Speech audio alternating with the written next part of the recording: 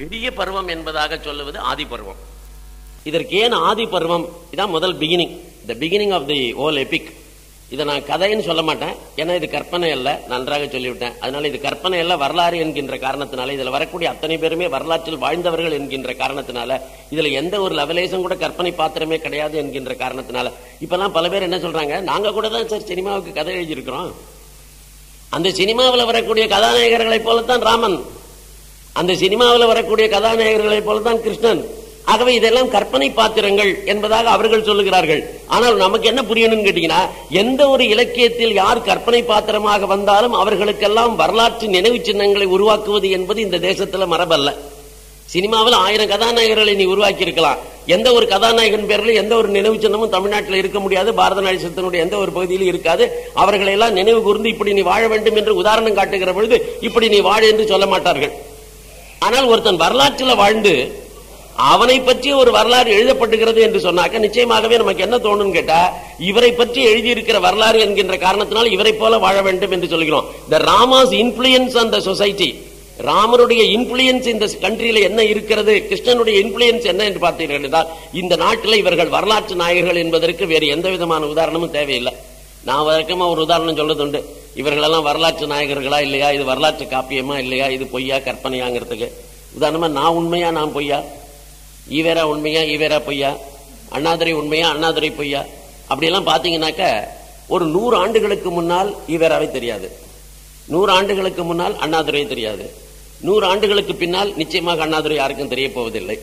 ஆகவே 100 ஆண்டுகளுக்கு முன்னால் தெரியாது, 100 ஆண்டுகளுக்கு பின்னால் தெரியாது. இந்த 100 ஆண்டு காலகட்டத்திலையும் கூட எத்தனை பேருக்கு தெரியும்? அதை மட்டுமல்ல, அவருடைய வரலாற்றை எத்தனை பேர் படித்திருக்கிறார்கள், எத்தனை பேர் அதில் ருச்சி எடுத்துக் கொண்டிருக்கிறார்கள், எத்தனை பேர் அதை பின்பற்றி இருக்கிறார்கள், எத்தனை பேர் அவருக்கு கோயில் எழுப்பி இருக்கிறார்கள், எத்தனை பேர் அவர்களுக்கு சிலைகள் வடித்திருக்கிறார்கள். இப்படி ஒவ்வொன்றா பாத்தீங்கன்னா, இப்பெல்லாம் சிலை வடிக்கிறதுனாக்க அவமானப்படுத்துறதுக்காக சிலை வடிச்சிருக்காங்க. இவங்கெல்லாம் மரியாதை பண்ணுவதற்காக சிலை வடிக்கவில்லை. காக்கைகள்லாம் எச்சமிடுற மாதிரி, ரோட்ல எல்லா இடத்துலயும் எல்லாம் இருக்கிற மாதிரி எல்லாம் பண்ணிட்டு வச்சிருக்கிறதெல்லாம் மரியாதை செலுத்துவதற்காக இவர்கள் வைக்கவில்லை. ஆகவே இவர்கள் வைத்திருப்பதெல்லாம் மரியாதைக்குரியதில்லை. இவனுக்கே எப்ப ஞாபகம் வருதுன்னு கேட்டீங்கன்னா, அந்த அண்ணாதுரையினுடைய February 3 September 15 அப்படின்னா உடனே என்ன பண்ணுவானுங்க, முதல் நாளைக்கு போய் எல்லாத்தையும் வாஷ் பண்ணான்றான். அவன் பாவம் PWD காரன், அவனுக்கு சம்பளமே அதுக்கு தான். அன்னைக்கு வந்து உடனடியாக அந்த இடத்த வாஷ் பண்ணி ஒரு ஏணியை வச்சிருவான். ஏணியை வச்ச உடனே September 15 காலம்பரை ஒவ்வொரு கட்சிக்கும் ஒரு டைம் கொடுத்துருவான். இந்த பார்ட்டி காலம்பரை 9 o'clock, இது 10:30, இது 11:30, இது 12:30 சொல்லிட்டு அவன் அந்த டயத்துல வந்து அவனுடைய பட்டாளத்தோட வந்து ஒரு பெரிய மாலையை போட்டு ஒரு போட்டோ எடுத்து எல்லா பத்திரிகைகளையும் கொடுத்துட்டு போயிடுவான். இதை தவிர அவனுக்கு ஒன்றும் ரெவரன்ஸும் கிடையாது, அவனுக்கு ஒன்றும் ரெஸ்பெக்டும் கிடையாது. அடுத்த நாள்ல இருந்து அவன் அவரை பத்தி சிந்திக்கவே மாட்டான். அதுக்கப்புறம் எப்ப சிந்திப்பான்னா February 3 இன்னைக்கு தான் சிந்திப்பான். இந்த February 3 September 15 தவிர எப்பயாவது இவன் யோசிக்கிறானான்னு கேட்டா, ஏதாவது ஒரு கான்பரன்ஸ் வந்ததுன்னா அங்க சொல்லணுமே. அதனால இந்த மாநாடுகள்ல மட்டும் சொல்லுவான், நாங்களெல்லாம் அதை பின்பற்றுகிறவர்கள், இந்த வழியை பின்பற்றுகிறவர்கள். அன்னைக்கே சொல்லிவிட்டு என்ன சொல்லுவான், இது சும்மா பேருக்காக சொன்னதுரா, இது சப்ஜெக்டுக்கு நமக்கு சம்பந்தம் இல்லை, இது இருந்தாலும் இது பொதுமக்களுக்காக சொல்லப்பட்ட விஷயம் சொல்லுவான். இது அப்படி இல்லை, ராமர் விஷயம், கிருஷ்ணர் விஷயம். 100 ஆண்டுகள் அல்ல, பல லட்சக்கணக்கான ஆண்டுகளாக இந்த தேசத்தில் இருக்கக்கூடிய கோடிக்கணக்கான ஜனங்கள் தன்னுடைய ஹிருதயத்தில் ஒரு தெய்வமாக வீற்றிருக்க செய்திருக்கிறார்கள் ராமனையும் கிருஷ்ணனையும். மறந்துவிடக்கூடாது. யூ டேக் எனி எபிக், இந்த தேசத்தில் எந்த லிட்டரேச்சர் வேணா எடுத்துக்கோ, எந்த மொழியில வேணா எடுத்துக்கோ, அது கன்னடமா இருக்கட்டும், மராட்டியா இருக்கட்டும், தமிழா இருக்கட்டும், மலையாளமா இருக்கட்டும், எந்த மொழியா வேணா இருக்கட்டும், எந்த மொழியிலுமே தி பெஸ்ட் லிட்டரேச்சர் எது அப்படி என்று பார்த்தால் அது ஒன்று ராமனை தோற்றதாக இருக்கும், இல்லை என்றால் கண்ணனை தோற்றதாக இருக்கும். தமிழ்நாட்டிலே பெஸ்ட் லிட்டரேச்சர் இது கம்பராமாயணம். அப்ப கம்பனுடைய திறமையினால் கம்பராமாயணத்துக்கு சிறப்பா என்றால், கம்பன் அதே நிறைய எழுதியிருக்கிறான, கம்பராமாயணம் மட்டும்தான் எழுதினான. சரஸ்வதி அந்தாதின்னு கூட தான் ஒரு புத்தகம் எழுதியிருக்கான். இந்த சரஸ்வதி அந்தாதி அவனுக்கு தெரியும், இவன் எழுதினாங்கிறதே அவன் சொல்லி தான் தெரியணும். இல்லன்னா ஒரு பேர் சரஸ்வதி அந்தாதி பாட மாட்டான். சரஸ்வதி அந்தாதியை எழுதினவன் கம்பன் தான். கம்பனுடைய சரஸ்வதி அந்தாதி யாருக்கும் தெரியாது, ஆனால் கம்பனுடைய ராமாயணம் தெரியும். ஏனென்றால் கம்பனால் ராமனுக்கு பெருமை அல்ல, ராமனால் கம்பனுக்கு பெருமை, கம்ப ராமாயணத்துக்கு பெருமை. அது மாதிரி எழுத்தச்சன், மலையாளத்தில் எழுத்தச்சன், எழுத்தச்சனுடைய ராமாயணம் இன்றைக்கும் கூட பெஸ்ட் லிட்டரேச்சர் இன் மலையாளம் என்று எவனை கேட்டாலும் சொல்லுவான் எழுத்தச்சன். இவனை போற ஒரு போயிட்டே கிடையாதுமா. அந்த போயிட் செஞ்ச ஒரே வேலைன்னா ராமாயணத்தை மலையாளத்தில் எழுதினதுதான் கீர்த்திவாசர். அதே போன்ற நீங்க பெங்காலில the best literature in Bengali is Ramayana, கீர்த்திவாசர் ராமாயணா.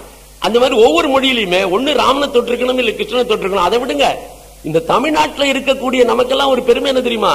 இந்த மகாபாரதம் இந்த தேசம் முழுக்க இருக்கிற ஜனங்களோடு சம்பந்தப்பட்டிருந்தாலும் கூட இந்த வரலாற்றினுடைய எந்த ஒரு எபிசோடுமே தமிழ்நாட்டை பொறுத்த வரைக்கும் ஒரு பெரிய அளவில் நடைபெறவில்லை என்று சொன்னாலும் கூட இதுல நடந்திருக்கு. ஆனா எல்லா எபிசோடும் இங்க நடக்கல. ஒரு சில எபிசோடுகள் நான் சொல்லுவேன் அப்புறமா எதெல்லாம் தமிழ்நாட்டில் நடந்ததுன்னு. அந்த தமிழ்நாட்டு சம்பந்தம் தவிர பாக்கி எல்லாமே வேற மாநிலங்களுக்கு சம்பந்தம். ஆனால் தமிழ்நாட்டில் மகாபாரதத்துக்கு இருக்கிற இன்ஃபுளுயன்ஸ் போல இந்த தேசத்தினுடைய வேறு எந்த பகுதியிலுமே இன்ஃபுளுயன்ஸ் கிடையாது. இங்க கிராமத்தில் அடித்தள மக்களிடத்துல எந்த நூல் சென்றிருக்கிறது என்று சொன்னால் மகாபாரதம் தான் சென்றிருக்கிறது. வியாசரை படித்தல்ல, வில்லிபுத்தூராரை படித்தல்ல, அவர்களுக்கு காலங்காலமாகவே மக்களிடத்துல பிரச்சலமாக இருக்கக்கூடிய இந்த தேசத்தினுடைய ஒரு பெரிய காவியம் என்கின்ற முறையில் அவர்கள் கேட்டு கேட்டு கேட்டு கேட்டு அப்படியே பரவி இருக்கிறது. அப்படி பரவி இருப்பதை இவர்களும் இலக்கியமாக்கி இருக்கலாம். ஆனால் மக்களிடத்தில் அது பரவி இருக்கிறது. அது தர்மபுத்திரர் வாழ்ந்த காலகட்டத்திலிருந்து இருக்கிற காரணத்தினால்தான் நம்ம ஊர் தமிழ்நாட்டுக்கு என்ன சிறப்புன்னு கேட்டீங்கன்னா, எந்த ஒரு கம்யூனிட்டிலையும் எந்த ஒரு கிராமத்திலையும் போய் இந்த ஊர்ல யாராவது தர்மன் இருக்காங்களான்னு கேட்டா நிச்சயமா 4 பேர் வந்து நிற்பான். தர்மபுத்திரர் பேர் 4 பேருக்கு இருக்கு. இதுல இன்னொரு பேர் நான் பார்த்தேன். இதுல நிச்சயமா ஹரியானாவில் என்னால கண்டுபிடிக்க முடியல, பஞ்சாப்ல என்னால கண்டுபிடிக்க முடியல, டெல்லியில என்னால கண்டுபிடிக்க முடியல. இதெல்லாம் தான் பாண்டவர்கள் வாழ்ந்த பூமி. ஆனா வேடிக்கை, நம்ம தமிழ்நாட்டில் சகாதேவன் இருக்கான். இந்த சகாதேவன்கிற பேர் உள்ளவன் கிட்டத்தட்ட ஊருக்கு 10 பேர் இருப்பான். இந்த சகாதேவன் என்ற பெயர் தமிழ்நாட்டில் எந்த அளவுக்கு பிரபல்யமாக இருக்கிறதோ அந்த அளவுக்கு வேற எங்கேயுமே இல்ல. திரௌபதி அம்மனுக்கு கோவில் பாரத தேசத்திலே தமிழ்நாட்டில் தான், மறந்துடாதீங்க. எந்த பஞ்சாபில் பிறந்தாலோ, எந்த பாஞ்சாலியாக அவள் வாழ்ந்தாலோ அந்த பாஞ்சாலத்தில் அவளுக்கு கோவில் கிடையாது. ஆனால் அந்த பாஞ்சாலிக்கு தமிழ்நாட்டில் கிராமந்தோறும் கோவில். திரௌபதி அம்மனுக்கு எத்தனை கோவிலோ அத்தனை மகாபாரதம் அந்த ஊர்ல நடக்கிறது, வருஷா வருஷம் நடக்கிறது. மகாபாரதம் நடக்கிறது மட்டுமல்ல, மகாபாரதம் தெருக்கூத்தாக இருக்கிறது, வில்லுப்பாட்டாக இருக்கிறது, பழைய கதைகளாக இருக்கிறது. இந்த மகாபாரதம், அதுவும் இந்த வேலூர் ஜனங்களுக்கு நான் சொல்ல வேண்டிய அவசியமே கிடையாது. தமிழ்நாட்டிலேயே எடுத்துக்கிட்டீங்கன்னாக்க இந்த மகாபாரதத்தை தெருக்கூத்தாக நடத்துவது, மகாபாரத கதையை பல நாட்கள் கேட்பது என்பதை இந்த வேலூர் மாவட்டத்துக்கு மட்டுமே இருக்கிற சிறப்பு. இது தமிழ்நாடு முழுக்க இருக்கு. ஆனால் தமிழ்நாட்டில் தஞ்சை மாவட்டத்துக்கு இந்த பெருமை கிடையாது, திருச்சி மாவட்டத்துக்கு இந்த பெருமை கிடையாது. நான் இந்த வழியா பஸ்ல போகும்போதெல்லாம் யோசிப்பேன், ராத்திரி 12 மணி 2 மணி 1 மணிக்கெல்லாம் எங்கேயாவது நான் டிராவல் பண்ணிட்டு வரும்போது, டிராவல்ல போகும்போது, பஸ்ல போகும்போது பார்த்தாக்க இந்த வேலூர் தாண்டி இந்த பக்கம் எந்த பஸ் போச்சுன்னா ரோட்ல பாத்தீங்கன்னா 3000-4000 பேர் அடைச்ச மாதிரி உட்கார்ந்து கேட்டுட்டு இருப்பாங்க மகாபாரத. இந்த பஸ் எல்லாம் அப்படிதான் டிவியேட் பண்ணி போனோம். இந்த பஸ் ஒன்னும் இடையில போக முடியாது, ரோடெல்லாம் பிளாக் பண்ணி உட்கார்ந்துருப்பாங்க ஜனங்கள். நானும் நினைச்சு பாப்பேன், இவ்வளவு ஆர்வமான்னு சொல்லிட்டு. மகாபாரதத்தை எத்தனை நாட்கள் தெரியுமா கேட்கறான்? இந்த மாதிரி 18 நாள் இல்ல, 22 நாள் இல்ல, 35 நாள் இல்ல, முறையாக மகாபாரதம் சொல்வது என்கின்ற மரபு வேலூரை பொறுத்த வரைக்கும் இங்கு வந்து பல்லவர்கள் காலத்திலிருந்து இந்த மரபு ரொம்ப ஸ்ட்ராங்கா இருக்குங்க. பல்லவர்கள் தான் லேட்டஸ்ட். ரொம்ப ரொம்ப நீங்க ஏன்செஸ்டரை தேடி போனீங்கன்னா பல்லவர்கள் காலத்திலிருந்து இந்த பகுதியில் ரொம்ப ஸ்ட்ராங்கா இருக்குது. அப்படி போகிற போது எத்தனை வருஷம்டா சொல்லுவான்னா 5 வருஷம் சொல்லுவான் மகாபாரத கதை. இந்த 5 வருஷம் சொல்றாங்கிறதுக்கு என்னடா ஆத்தென்டிசிட்டின்னு, இங்க ஒருத்தர் மகாபாரத கதை சொல்றவர் இருக்க, நம்ம ஊருக்காரரோட தான் கூட நான் போய் அவரை பார்த்துட்டு வந்தேன். அவர் 5 வருஷங்க, என்ன கணக்கு தெரியுமில்ல, வேற ஒண்ணும் இல்லைங்க. மகாபாரதம் என்னைக்கு தொடங்குதோ அன்னைக்கு ஒரு தென்னம்பிள்ளையை நடுவோம். அந்த தென்னம்பிள்ளை நட்டு, அந்த தென்னம்பிள்ளை வளர்ந்து, அந்த தென்னம்பிள்ளை காய்ச்சி, அந்த தேங்காயை யுதிஷ்டிர பட்டாபிஷேகத்தினு உடைச்சி நைவேத்தியம். நல்லா கவனிச்சிங்க. 5 வருஷம் தேங்காய் காய்ப்பதற்காகிறது. 5 வருட காலம் மகாபாரதம் நடைபெறுகிறது. கிராமத்தில் 5000 பேர் கேட்கிறான். ஒரு நாளைக்கு எத்தனை மணி நேரம் சொல்லுகிறார்கள்? 4.5 மணி நேரம் சொல்லுவான். பாட்டோடு சொல்லுவான், அர்த்தத்தோடு சொல்லுவான், புராணமாக சொல்லுவான். அப்படி எல்லாம் சொல்லுகின்ற அந்த மகாபாரதத்தை கேட்பதற்கு கிராமத்தில் இருக்கக்கூடிய ஜனங்களுக்கு அவ்வளவு ஆர்வம். நாங்க போன அந்த பௌராணிகர் இன்னொரு விஷயம் என்ன சொன்னாரு, இந்த கிராமத்துல எல்லாம் இந்த பௌராணிகள் போய் சொல்றோம்னு கேட்டா அவங்களுக்கு ஒண்ணும் தெரியாது நினைச்சுக்காதீங்க. இந்த புராண பிரசங்கி ஒவ்வொரு வருஷமும் அவங்க செலக்ட் பண்றதுக்கு இன்டர்வியூ நடத்துறான்னு. இன்டர்வியூ பண்ணுவானுங்க. இந்த இன்டர்வியூல ஊர் முழுக்க கூட்டிடும். அதுக்கப்புறம் எங்களை ஒவ்வொருத்தரையா பிரசங்கம் பண்ண சொல்லுவான். திடீர்னு ஒரு டாபிக் கொடுத்து இதை பத்தி பிரசங்கம் பண்ணுங்கன்றான். நாங்க ஒரு 3 மணி நேரம் பிரசங்கம் பண்ணணும். அப்படி 10-15 பேரை கூப்பிட்டு எல்லாரையும் பிரசங்கம் பண்ணி முடிச்சதுக்கு அப்புறமா இதுல எது பெஸ்டோ அந்த ஆளை கூப்பிட்டு இந்த வருஷம் மகாபாரதம் சொல்ல வைக்கலாம் அப்படிம்பாங்க. அதனால இந்த நாலேஜ், அதாவது ஜனங்களுக்கு இருக்கக்கூடிய அந்த ஆர்வம் என்பது வெறுமனே ஏதோ ஒரு நாள் இல்ல, இவனுக்கு அதை பற்றி அறிவு இருக்கிறது. நம்ம ஊர் ஜனங்கள் எல்லாம் இல்லிட்டரேட் என்று நினைக்க வேண்டாம். they are the most literate people. அந்த அளவுக்கு இவர்களுக்கு ஆர்வம் இருக்கிறது. அதனால நீங்க ஒன்னும் கவலைப்பட வேண்டாம்னு சொன்னா. ஆகவே அப்படி மகாபாரதம் நம்ம ஊரோட கூட ரொம்ப மிக்ஸ் ஆகிருக்கிற காரணத்தினால இந்த மகாபாரதத்தை யாராவது கற்பனை என்று சொன்னால் நீங்கள் நம்ப வேண்டிய அவசியமே கிடையாது. இதுக்கு ஒரே ஒரு எபிசோடு தான், லட்சக்கணக்கான ஆண்டுகளா இருக்கு, கோடிக்கணக்கான ஜனங்களுடைய ஹிருதயத்தில் இருக்கு, வாழ்க்கையை இன்ஃபுளுயன்ஸ் பண்ணிருக்கு, பெயர்களை இன்ஃபுளுயன்ஸ் பண்ணிருக்கு, ஊர்களை இன்ஃபுளுயன்ஸ் பண்ணிருக்கு. ஆகவே இதை விட வேற எந்த இன்ஃபுளுயன்ஸ் இல்ல. இது அத்தனையுமே மித்தாலஜினே வச்சுப்போம். சப்போஸ் என்னுடைய வாழ்க்கையில நிரந்தரமாக லட்சக்கணக்கான ஆண்டுகளாக இருக்கக்கூடிய ஒரு விஷயம் உண்மையா, இல்ல வெறும் 100 ஆண்டுகள் மட்டும்? எங்க அப்பாவே எனக்கு என்னடா நிச்சயம், எங்க தாத்தாவை எனக்கு தெரியுமா? எனக்கு தர்மபுத்திரர் தெரிஞ்சிருக்கு, எனக்கு அபிமன்யுவை தெரிஞ்சிருக்கு, எனக்கு அர்ஜுனனை தெரிஞ்சிருக்கு, எனக்கு பீமனை தெரிஞ்சிருக்கு. பீமன் கேட்டா எந்த ஊர்ல போனாலும் சொல்லுவான். கருணாநிதியின் போய் கேட்டா சொல்லுவானா? சொல்ல பாப்பான். பஞ்சாப்ல இறங்கி திடீர்னு சொல்லிட்டு நான் மட்டுக்கு ஒரு ஊர்ல போய் ராமன் ராமா கவுனை ராமா ஜான்தே நஹீ ஆப் அப்படின்ட்டு உடனே ராமன் யாருன்னு சொல்லுவான்? ராமன் தான் நம்ம நாட்டினுடைய ஒரு மிகப்பெரிய தெய்வம் சொல்லுவான். ராமன் அயோத்தியில பிறந்தவன் சொல்லுவான். அதே பஞ்சாப்ல போய் கருணாநிதி கவுனைனாக்கா கியா சீஜ் அவன் கருணாநிதி கவுனைனாக்க கியா சீஜ், அது என்ன பொருள்? அது சாப்பிடுறதா, கடிக்கிறதா, இல்ல பாக்கிற பொருளா, இல்ல படிக்கிற பொருளா, என்ன பொருள் நீ சொல்லு. we don't know what exactly you mean by that. So ராமனுடைய பெயரை சொன்னால் பஞ்சாபில் இருக்கிறவன் தெரிந்து வைத்திருக்கிறான், இந்தோனேஷியாவில் இருக்கிறவன் தெரிந்து வைத்திருக்கிறான். இந்தோனேஷியாவில் முழுக்க முழுக்க முஸ்லிம்கள் இருக்கிற ஊர்ல ராமன் என்று சொன்னால் எந்த ஒரு முஸ்லீமும் சொல்லுவான், எங்க ராமன் எங்க ராமாயணத்தினுடைய கதாநாயகன், எங்க ராமனுடைய ஹீரோ, எங்களுக்கு எல்லாம் வாழ்ந்து காட்டியவர். இன்றைக்கும் கூட அவர்கள் அந்த பெயர்களை எல்லாம் சுமந்து கொண்டு இருக்கிறார்கள். ஆகவே அது பொய்யல்ல. அவனுடைய இந்தோனேஷியாவில் இருக்கக்கூடிய அவனுடைய ஆர்மி டிவிஷனுக்கு என்ன பேர் வச்சிருக்காங்க கேட்டீங்கன்னா, Arjuna division, Abhimanyu division, Dhrishtadyumna division. ஏன்னா பாண்டவர்கள் பக்கத்தில் யார் யாரெல்லாம் தலைவர்களாக இருந்தார்களோ, போராடி போனார்களோ, அவர்களுடைய பெயர்களை எல்லாம் வைத்திருக்கிறான் அவன். ஆகவே அவன் வச்சிருக்கிற எந்த அளவுக்கு அவனுக்கு அது இருக்குங்கிறத நீங்க புரிஞ்சுக்கலாம். எதுக்கு சொல்றேன்னு கேட்டீங்கன்னா, அப்பேற்பட்ட மகாபாரதத்தை இந்த ஆதி பருவம் அது மட்டுமே எத்தனை ஸ்லோகம் கேட்டீங்கன்னா ரொம்ப லாங்கஸ்ட் 10,889 10,889 ஸ்லோகங்களை கொண்டதாக அது இருக்கிறது. அப்பேற்பட்ட ஆதி பருவத்தில் இந்த ஆதி அந்தமான கதை வருகிற காரணத்தினால, ஆதியோடு இருக்கிற கதை வருகிற காரணத்தினால அதற்கு பேர் ஆதி பருவம். அதற்கு அடுத்தது சபா பருவம். மொத்தம் 18 பருவம். ஏன்னா குறைஞ்சபட்சம் மகாபாரதம்னா என்னன்னு தெரிஞ்சுக்கிறதுக்கு எத்தனை பருவங்கள் இருக்குன்னு தெரியணும். 18 பருவங்கள் இருக்கு. அதுல 2வது பருவம் சபா பருவம். இந்த சபா பருவத்தினுடைய மகிமை ஏன் சபா பருவம் என்று பெயர் சூட்டப்பட்டு இருக்கிறது? 2 சபைகளுடைய நிர்மாணத்தை பற்றி அது பேசுகிறது. யுதிஷ்டிரனுடைய மயன் என்கின்ற சபை செய்து அதுக்கப்புறம் அவன் கொண்டாடின அந்த விழா. ஆகவே அவனுடைய அந்த மிகப்பெரிய அந்த ராஜ்யோத்சவம், அவன் நடத்தின அந்த ராஜசூ யாகம், அதன் காரணமா அந்த சபையை பற்றி வருகிறது. அதற்கு போட்டியாக துரியோதனன் ஒரு சபையை நிர்மாணித்து இவனை சூதாட அழைக்கிறான். ஆகவே இந்த சூதாட்டத்திற்காக அந்த சபை நிர்மாண விழாவிற்கு இவர்கள் வருகிறார்கள். அங்கேதான் சூதாடி தோற்கிறார்கள். ஆகவே அந்த சூதாட்டம் சம்பந்தப்பட்டிருக்கிற சபா பருவம். அந்த சூதாட்டத்தில் தோற்றதன் காரணமாக வனத்திற்கு போக வேண்டிய நிலைமை, அதனால வனப்பருவம். இது ஆரண்ய பருவம் என்றும் சொல்வார்கள். தமிழ்ல வில்லிபுத்தூரார் இது ஆரண்ய பருவம் என்றே சொல்லிவிட்டார். ஆனால் வியாசர் இதை வனப்பருவம் என்றுதான் சொல்லியிருக்கிறார். வனம் வேறு, ஆரண்யம் வேற அல்ல, அர்த்தம் தான் வெவ்வேறு. இது பொருள் வார்த்தைகள் தான் வெவ்வேறு, அர்த்தம் ஒண்ணுதான். விராட பருவம், விராட தேசத்தில் இவர்கள் தலைமறைவாக இருந்த காலம். உத்தியோக பருவம், முயற்சி. உத்தியோகம் என்றால் முயற்சின்னு அர்த்தம். எதற்கான முயற்சி என்றால் சமாதானத்திற்கான முயற்சி ஒரு பக்கம், சண்டைக்கான முயற்சி இன்னொரு பக்கம். ஒரு பக்கத்துல ஆர்மி எல்லாம் அப்படியே சேர்த்துக்கிட்டே இருக்கான் 2 பேரும். துரியோதன ஒரு பக்கம் எல்லா படை வீரர்களுக்கும் நாட்டுகளுக்கும் எழுதி எல்லாரையும் படைகளை திரட்டிட்டு இருக்கான். இந்த பக்கத்துல யுதிஷ்டிரர் எல்லா வீர நாடுகளுக்கும் செய்தி அனுப்பிச்சு இவரும் படைகளை திரட்டி கொண்டு இருக்கிறார். ஆகவே யுத்த முஸ்தீப்புகள் எல்லாம் நடந்துட்டு இருக்கு ஒரு பக்கம். இன்னொரு பக்கத்துல சமாதானத்திற்கு தூது அனுப்பி கொண்டு சமாதானத்திற்கான முயற்சிகளும் நடைபெறுகின்றன.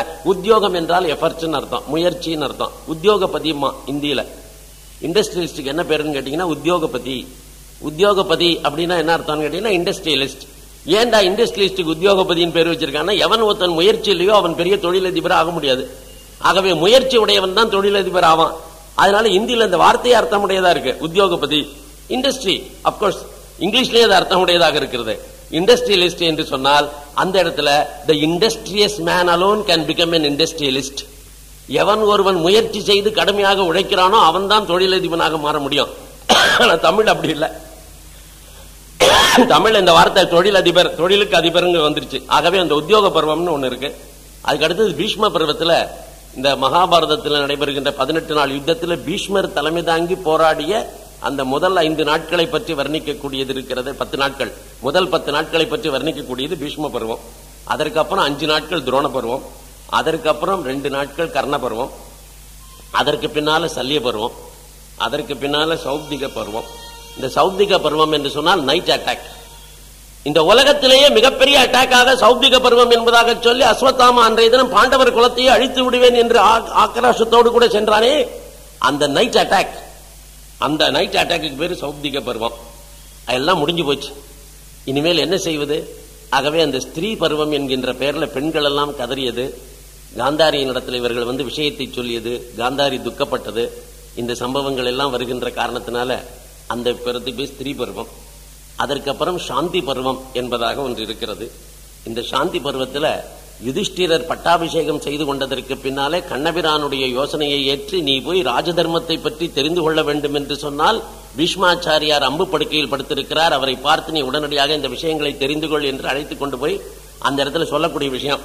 இந்த சாந்தி பருவத்துக்கு என்ன சிறப்புனாக்க, வனபருவம் 12,000 ஸ்லோகம், 12,476 ஸ்லோகம் இருக்கு. அதே போல இந்த சாந்தி பருவம் தான் இருக்கிறதுலே பெருசு. 15,151 ஸ்லோகங்களை கொண்டது. சாந்தி பருவம் தான் ஒருத்தரும் சொல்ல மாட்டான்.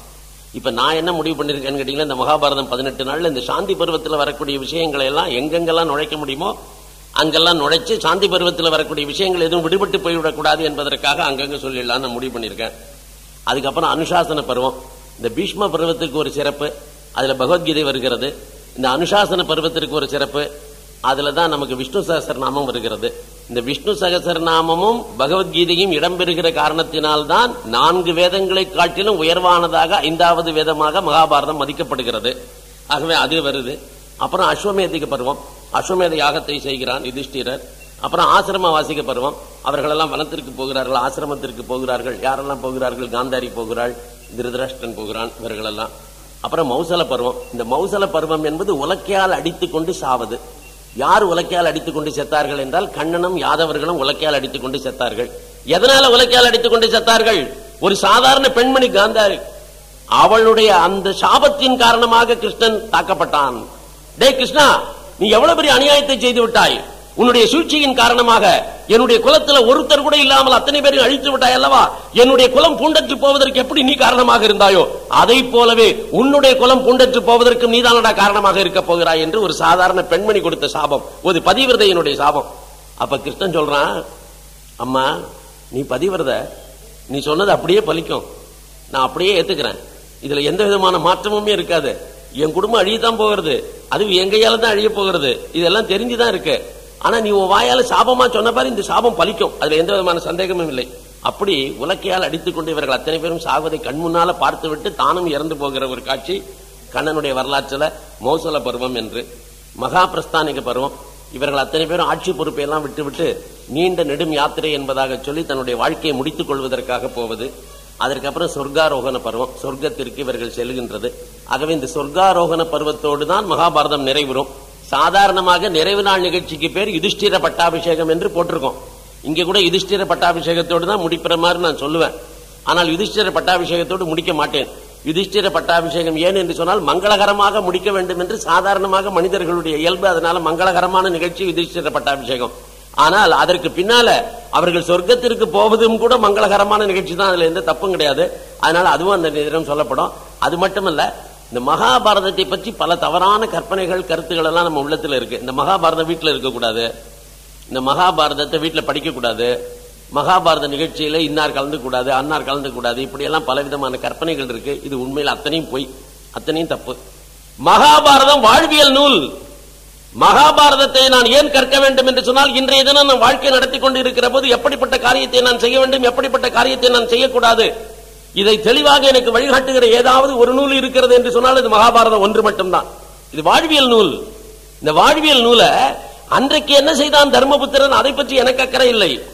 ஆனால் தர்மபுத்திரர் இந்த காரியத்தை செய்ததனால் அதனுடைய பின்விளைவு என்னவாக இருந்தது. ஆகவே அது போன்ற ஒரு சிச்சுவேஷன்ல நான் என்ன செய்யணும், தர்மபுத்திரர் செய்தது போல செய்தால் இந்த பின்விளைவு வரும், அவர் செய்தது போல செய்தால் இந்த நல்ல விளைவு வரும். ஆகவே எது நல்ல விளைவை கொடுக்குமோ அதை நான் செய்யணும். தர்மபுத்திரரே செய்திருந்தாலும் கூட பின்விளைவு பக்க விளைவு சரியான விளைவாக இல்லாத பொழுது அதை நான் செய்யக்கூடாது. இதை தெரிஞ்சுக்கிறதுக்கு பேர் தான் வாழ்வியல் நூல். இதுல எல்லா இடத்துலயும் வாழ்வியல் நூல்ங்கிறது நல்லா அடிபடும்.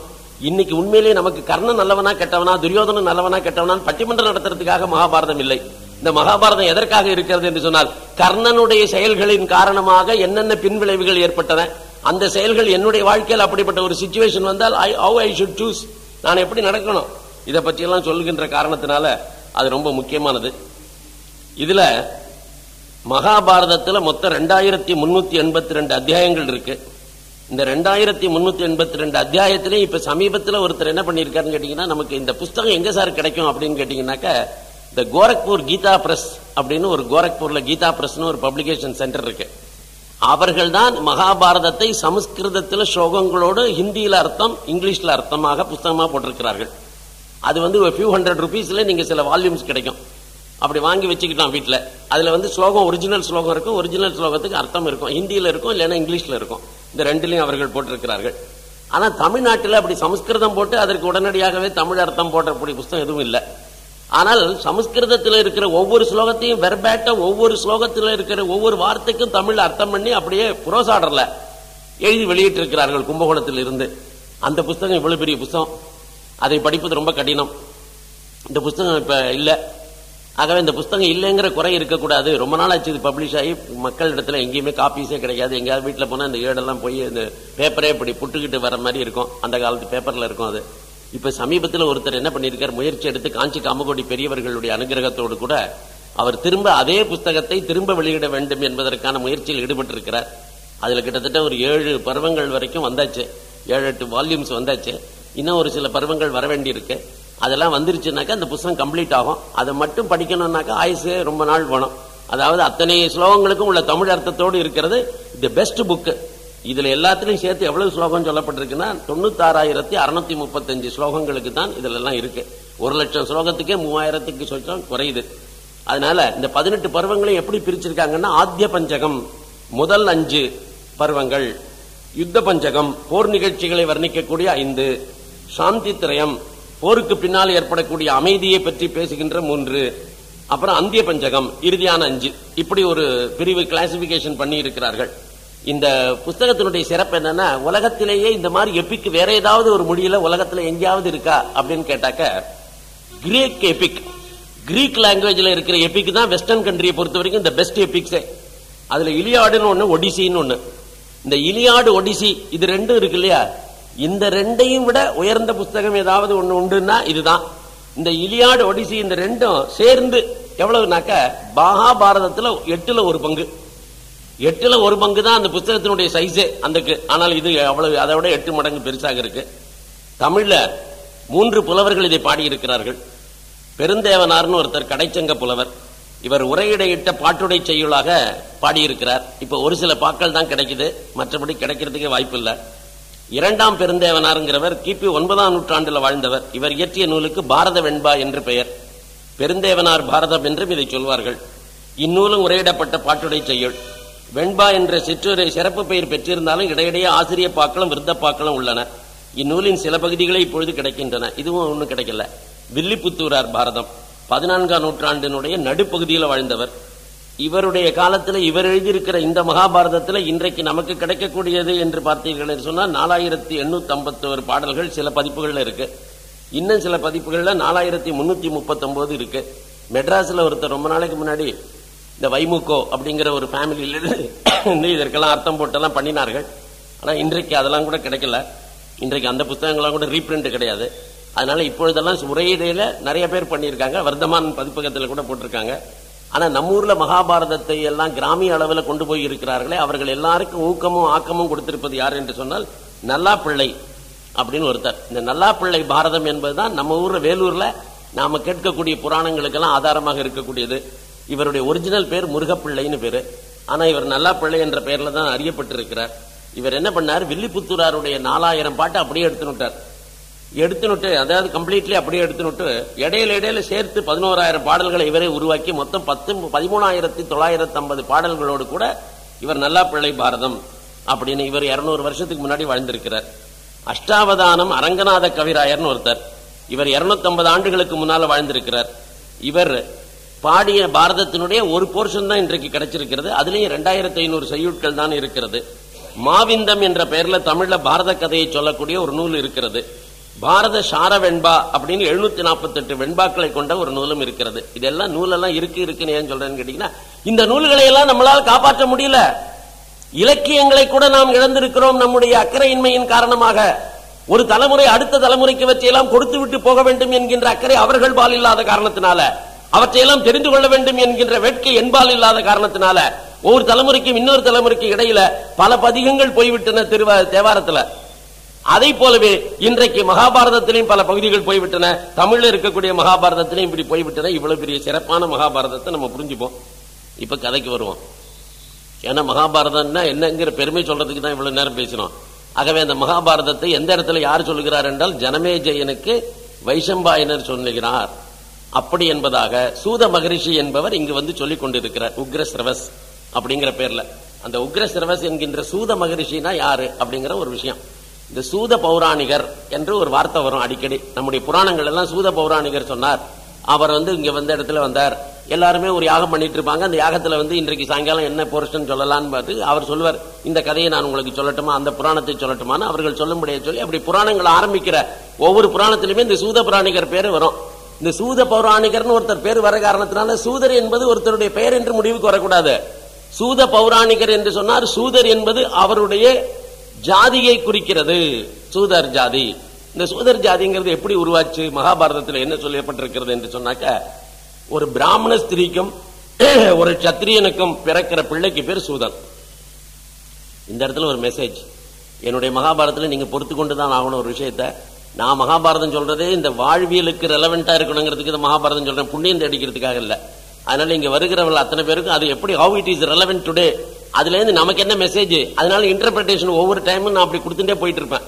இந்த சூதர் அப்படின்னு வருகிற போது, ஒரு சத்திரிய ஆடவன் ஒரு பிராமண ஸ்திரியை திருமணம் செய்து கொண்டால் அவர்களுக்கு பிறக்கிற பிள்ளைக்கு சூதன் என்று பெயர். அப்படி ஒரு கம்யூனிட்டியே உருவாயிருக்கு, மறந்துடாதீங்க. ஒரு பெரிய கம்யூனிட்டியே சூதர் என்பதாக ஒன்று உருவாயிருக்கிறது. இப்ப பல பேர் என்ன நினைச்சிட்டு இருக்கா, இந்த ஜாதிகளற்ற சமுதாயத்தை உருவாக்கியே தீர்வோம். அதற்கு ஒரே வழி என்ன தெரியுமா? கலப்பு திருமணங்கள். இந்த அரசாங்கம் என்ன செய்ய போகிறது தெரியுமா? கலப்பு திருமணங்களை ஊக்குவிப்பதற்காக நாங்கள் தங்கத்திலேயே தாலி கொடுக்க போகிறோம், அவர்கள் அத்தனை பேருக்குமே அப்படியே தங்க மெடல் கொடுக்க போறோம் அப்படி இப்படிங்கிறான். சரின்னு சொல்லி சில பைத்தியங்கள் காதல் கிதல் பண்ணி கல்யாணம் பண்ணிட்டு அப்படி போய் இந்த கலப்பு திருமணத்தில் விழுந்து அப்புறமா அது போய் டக்குன்னு அந்த பரிசையும் வாங்கிக்குது. அவனுக்கு என்ன புரியணும்னா, எந்த கலப்பு திருமணமும் ஜாதிகளற்ற சமுதாயத்தை அமைக்கவே முடியாது.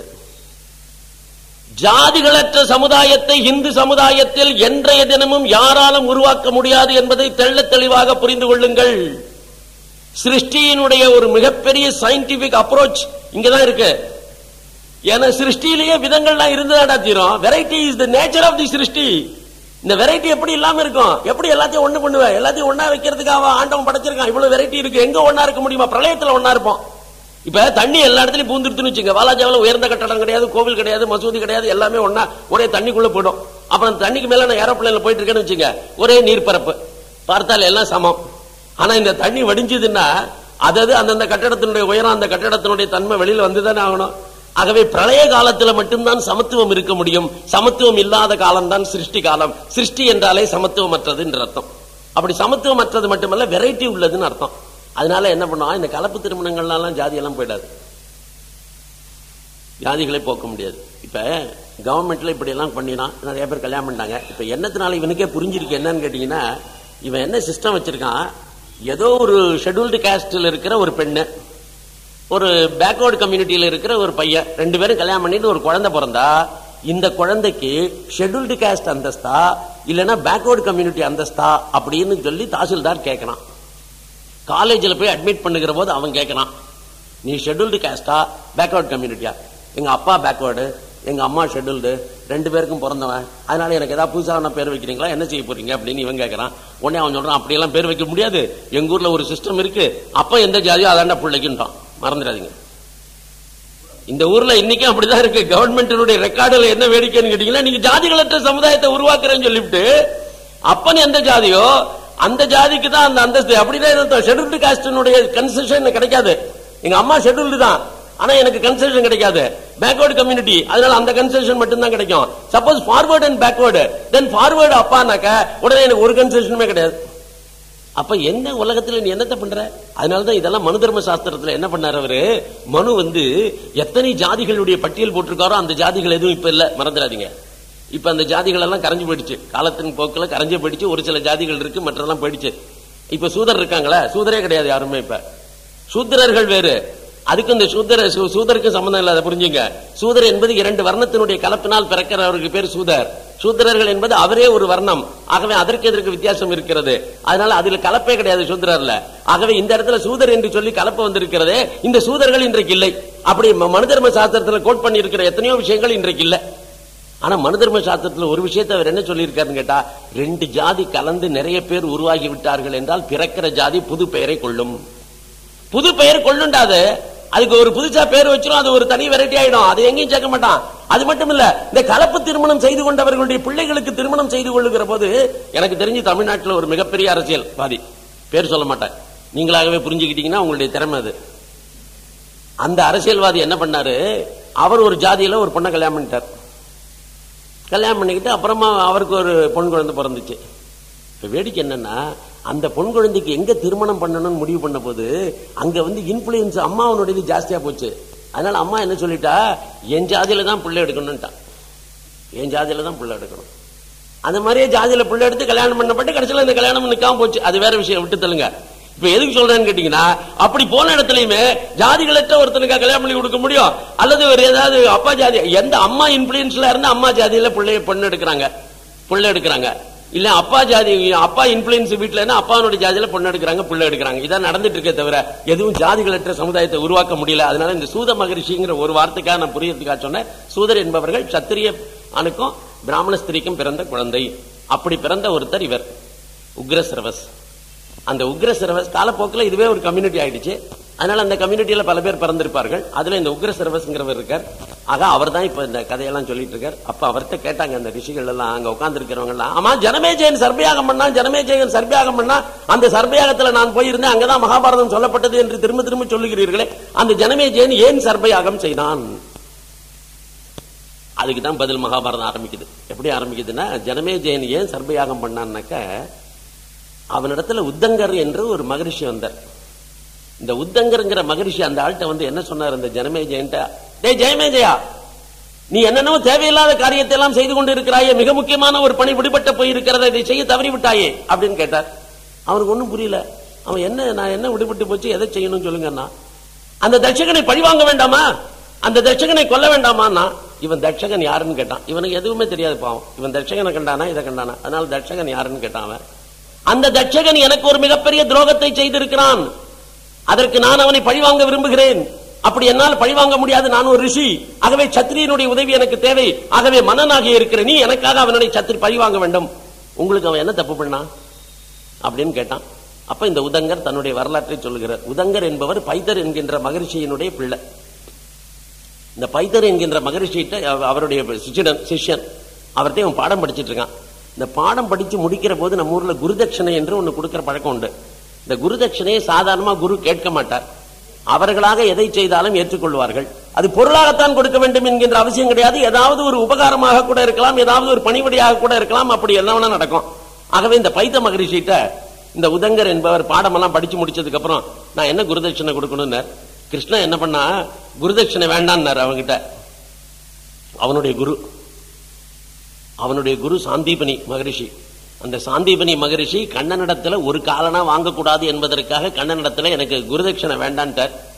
குருதட்சணை நீங்கள் வேண்டாம் என்று சொல்லிவிட்டீர்கள், நீ என்கிட்ட படிச்சதே ஒரு பெரிய, நீ ஆர் ஏ ஸ்டூடெண்ட், நீ என்னுடைய ஸ்டூடெண்ட் சொல்லிக்கிறது எனக்கு பெருமைடா.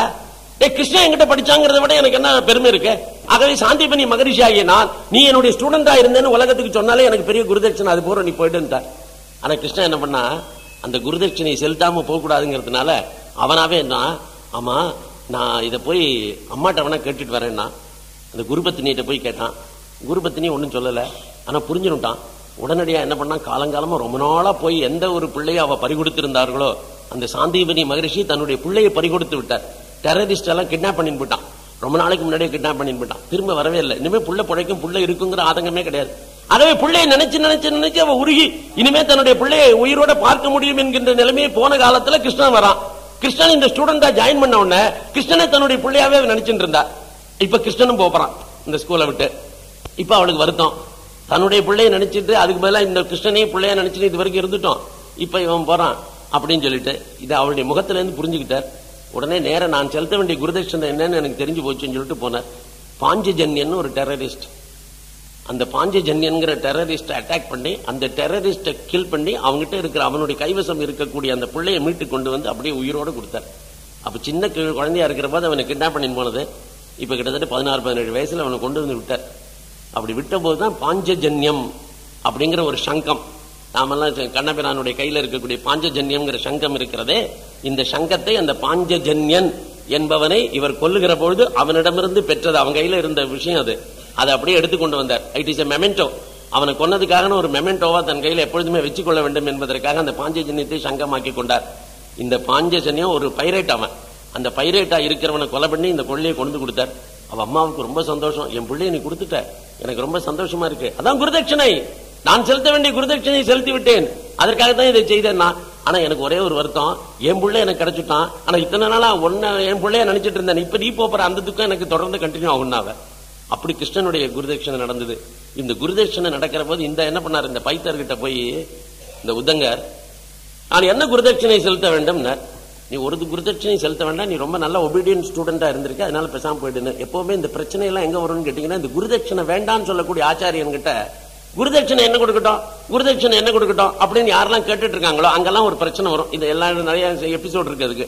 இந்த இடத்துல இவர் என்ன பண்ணார், என்ன செய்யணும்னா அவர் என்ன சொன்னார், பேசாம எனக்கு தெரிஞ்சு எனக்கு ஒன்றும் வேண்டாம்ப்பா, சரி அப்படி ரொம்ப நீ இன்சிஸ்ட் பண்ற பத்தியா, அதனால பேசாம என் ஒய்ஃபை வேணா கேளு, அவளுக்கு ஏதாவது வேணுமான்னு. இங்க பிரச்சனையே இங்கதான். நீங்க வாத்தியார்கிட்ட கூட பாடம் படிச்சுட்டு வந்துடலாம், எந்த வீட்டுக்கும் போனேன்னா பிரச்சனை எங்க வரும்னு கேட்டீங்கன்னா, என் ஒய்ஃபை கேட்டுக்குன்னா வைரட்டி கேட்போம், இல்லைன்னா ஏதாவது அந்த நகடை என் பேர்ல எழுதி வைப்போ, இல்லைன்னா இந்த புடவை கடை என் பேர்ல இருந்தா எவ்வளவு சௌரியமா இருக்கும்போ எதையாவது ஒண்ணு கேட்போம். அவ அந்த மாதிரி லேடிஸ் ரெஃபர் பண்ணிட்டா அப்புறம் விஷயம் என்ன இருது, இவர் மாட்டுக்கு லேடிஸ் ரெஃபர் பண்ணிட்டா. அவ என்ன சொன்னா, எனக்கு ஒன்னே ஒண்ணுதான் செய்யணும். அது என்னன்னு கேட்டாக்க, இந்த பௌஷ்யன்னு ஒரு ராஜா இருக்கான், அவனுடைய மனைவியினுடைய காதுல ஒரு குண்டலம் இருக்கு, அதுல வைர வைடூரியங்கள்லாம் இருக்கு. நீ செய்ய வேண்டியதெல்லாம் நான் ஒரு சின்ன ஒரு 4 நாளைக்கு ஒரு விரதம் இருக்க போறேன். இந்த 4வது நாள் விரதம் நிறைவு பெறுகிற அன்னைக்கு கரெக்டா அந்த குண்டலங்கள் எல்லாம் கொண்டு வந்து அணிந்து கொண்டு ஸ்நானம் பண்ணி அதுக்கப்புறம் நான் அணிந்து கொண்டு அந்த குண்டலங்களை நான் அன்னைக்கு அந்த விரதத்தின்னைக்கு நான் அணிஞ்சிக்கிறதுன்னு முடிவு பண்ணிருக்கேன். அதனால நீ போய் அந்த குண்டலத்தெல்லாம் கொண்டு வர முடியுமான்னு கேட்டா, இவன் தான் ஏற்கனவே வாய் கொடுத்துட்டானே, என்ன குருதட்சணை வேணும்னு இவன் தான் கேட்டான். அவர் ஒண்ணுமே வேண்டான்னாரு. அதுக்கப்புறம் ரொம்ப இன்சிஸ்ட் பண்ணான். சரி பொண்டாட்டி போய் கேளுனாரு, பொண்டாட்டி போய் கேட்டாச்சு, அவளும் சொல்லிவிட்டா, இப்ப கொண்டு வந்து கொடுத்துதான் ஆகணும். அதனால இந்த குண்டலங்களை போய் என்னடா நேரம் இந்த பௌஷன்கிற ராஜா அவனுடைய மனைவிட்ட போனான். ரொம்ப சிம்பிளா ஜாப் உடனே முடிஞ்சு போச்சு. போய் கேட்டான், அம்மா நான் குருதட்சணை செலுத்தணும், என்னுடைய குருபத்தினி இதை கேட்கிறா, உன்னுடைய காதுல இருக்கிற குண்டலங்களை கொஞ்சம் அவுத்து கொடுத்தா, அவ கொஞ்சம் பெரிய மனுஷிப்ல இருக்கு, அதனால டக்குன்னு அவுத்து கொடுத்து நீ போய் இதை கொண்டு போய் கொடுன்ட்டா. அதை கொண்டுட்டான். வர வழியில தட்சகன் என்பவன் என்ன பண்ணா, இந்த குண்டலங்களை இவங்க ஒரு இடத்துல வச்சு விட்டு கொஞ்ச நேரம் குளிக்கலான்னு எங்கேயோ இறங்கின போது அதை எடுத்துட்டு போட்டான். இந்த தட்சகன் திருடிட்டு போயிட்டான். இப்ப இவனுக்கு என்னன்னா 4 நாளைக்குள்ள போயாகணும். இது 4 டேஸுக்குள்ள கமிட்மெண்ட். 4வது நாள் விரதம் முடியுது, அன்னைக்கு கொண்டு கொடுன்னு இருக்கா, இன்னும் 4 நாள் டைம்ல போகுது. இதற்கிடையில இவன் திருடிட்டு போயிட்டான். இவனை எப்படி கண்டுபிடிக்கிறது, அதனால ரொம்ப கஷ்டப்பட்டான். கடைசியில் இந்திரனுடைய உதவியோடு கூட அந்த டெரரிஸ்ட் எங்க ஒளிஞ்சிருக்காங்கிறதெல்லாம் கண்டுபிடிச்சு கடைசியில் தட்சங்கட்ட இருந்து மிரட்டி அந்த குண்டலத்தை திரும்ப வாங்கிட்டான். திரும்ப வாங்கி 3.5 நாள் ஆயிடுச்சு. இன்னொரு அரை நாள்ல இவன் போய் சேரலன்னா குருபத்தினியினுடைய கோபத்துக்கு ஆளாயிருப்பான், சாபத்துக்கு ஆளாயிருப்பான். அதனால அவ்வளவு வேகமா வரணுங்கிறதுனால இந்திரன் என்ன சொன்னா, என் குதிரையில போயிட்டுட்டான். உடனே குதிரையை எடுத்துன்னு தான் நேரம் வந்து விழுந்தான். கரெக்டா அந்த டைம் முடிகிற நேரத்தில் அவ விரதத்தை முடிக்கிறதும் அவன் கொண்டு கொடுக்கறதும் சரியா இருந்துச்சு, முடிஞ்சு போச்சு. ஆனா இவனுக்கு உதங்கருக்கு என்ன மனசுல ஆத்திரம்னா, என்ன அனாவசியமா கஷ்டப்படுத்திட்டான்ல அந்த தட்சகன், தேவையில்லாம கஷ்டப்படுத்திட்டான்.